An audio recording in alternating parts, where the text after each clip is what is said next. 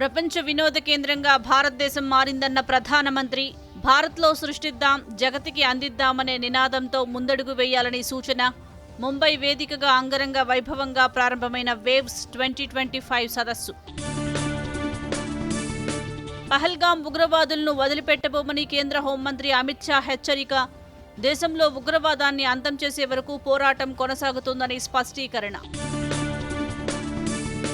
తెలంగాణలో చేసిన కులగణనకు శాస్త్రీయత లేదన్న కేంద్ర మంత్రి, సామాజిక న్యాయం కోసం బీజేపీ నిబద్ధతతో పనిచేస్తోందన్న కిషన్ రెడ్డి.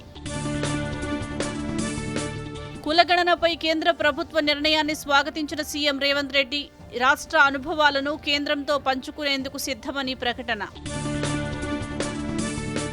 రాష్ట్రంలో మార్పునకు నాంది భూభారతి అన్న మంత్రి పొంగులేటి శ్రీనివాసరెడ్డి, 555 మండలాల్లో అవగాహన సదస్సులు పూర్తయ్యాయని వెల్లడి. ఐపీఎల్లో ముంబై ఇండియన్స్ టీం జోరు, వరుసగా 6వ విజయంతో అగ్రస్థానానికి పాండ్యా సేన. రాష్ట్రంలో 3 రోజుల పాటు వర్షాలు, సాయంత్రం వేళల్లో పిడుగులతో కూడిన వర్షం పడే అవకాశం ఉందన్న వాతావరణ కేంద్రం.